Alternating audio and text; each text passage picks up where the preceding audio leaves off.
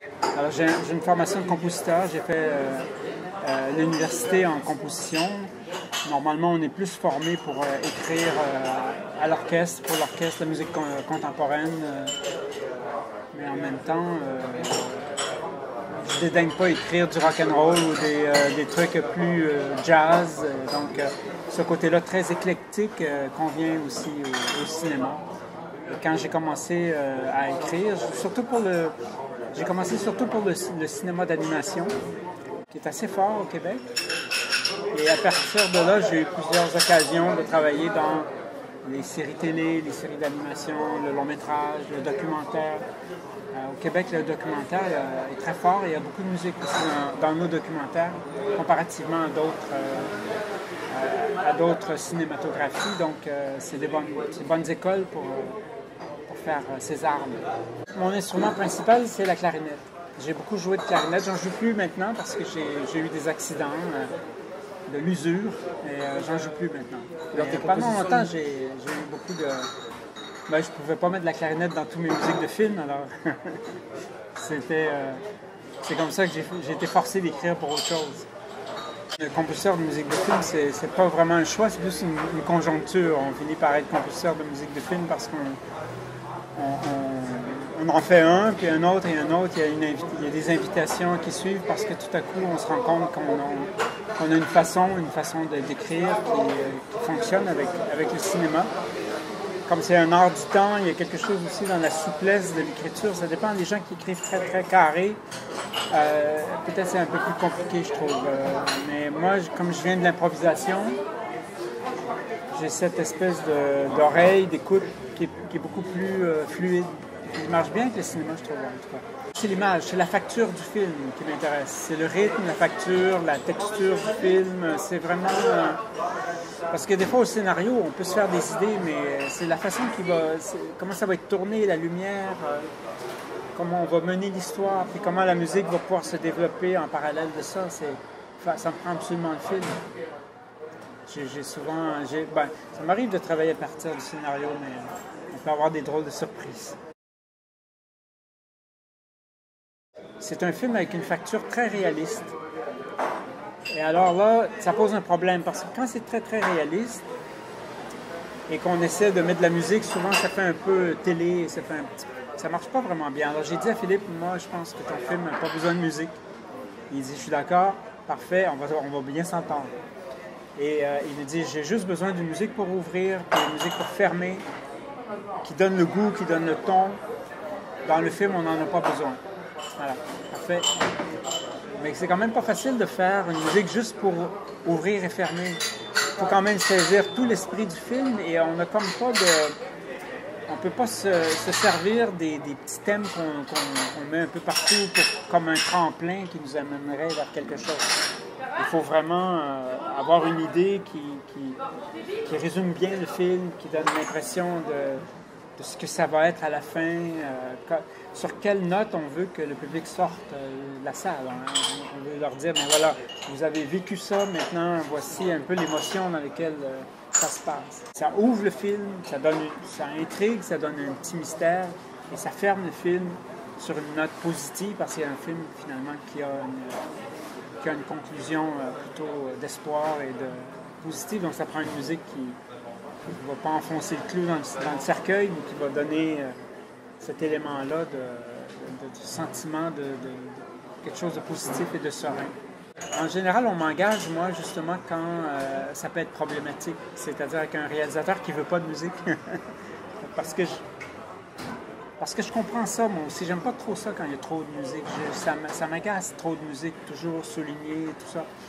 Donc, quelqu'un qui me dit « je veux pas de musique », ça me dérange pas. Je peux trouver des solutions, je peux trouver des façons de faire des musiques qui sont très, très discrètes, très transparentes, qui vont bien se marier. Donc, je suis pas trop inquiet pour ça. L'idée, c'est l'intégration d'Algériens dans la société française. Et Philippe voulait absolument du oud. J'avais comme une contrainte, il faut... Et moi, je lui disais, oui, mais c'est un film avec des Arabes, avec le oud, j'étais un petit peu réticent. Mais il dit non, mais ça me plaît bien, j'aimerais ça avoir quelques couleurs de oud. Alors je me suis dit, alors si c'était, qu'est-ce que le oud apporte à la musique européenne. J'ai comme voulu faire une espèce de leçon de choses. Et si vous réécoutez la musique, vous allez voir, toutes les phrases de oud sont répétées 2 fois. Et à chaque fois, des instruments européens essaient de reproduire la même mélodie. Et donc, il y a une espèce d'orchestration avec piano, violoncelle et accordéon qui rejoue les lignes du oud comme une classe qui répéterait la leçon du professeur. J'étais très fier de mon idée. J'ai demandé à Philippe, je dis veux-tu de l'accordéon? Mais je lui ai dit, la plupart des réalisateurs français détestent l'accordéon, ils n'en veulent jamais. Il dit, non, moi j'aime bien l'accordéon, mais tu peux mettre de l'accordéon. Bon, OK. J'étais surpris un peu, mais... Je fais une musique personnelle, mais je la fais pour moi. Je l'enregistre pour moi. Je fais exactement ce que je veux, mais ça marcherait jamais dans un film. Dans un film, c'est un truc collégial. C'est un truc où je suis l'interprète, je suis le traducteur en musique des intentions d'un réalisateur et des possibilités d'un film. C'est une espèce de dialogue ou de trialogue, c'est une espèce de je dirais, moi j'appelle ça même une triangulation. Les besoins du film, les désirs du réalisateur et moi, mon potentiel, qu'est-ce que je peux faire? Et là, on voit bien que dans cette espèce de triangulation, si on est franc, ça va bien fonctionner. Si le réalisateur il a un plan derrière la tête, comme il voudrait que ça soit John Williams, mais le film ne peut pas le supporter, puis moi en même temps j'aimerais mieux. Il y a comme toutes les possibilités les possibilités de mésentente sont très très grandes. Mais à partir du moment où je considère que moi je dois traduire les intentions de Philippe en musique pour son film, je me considère plus comme un cinéaste dont la spécialité est la musique que comme un musicien.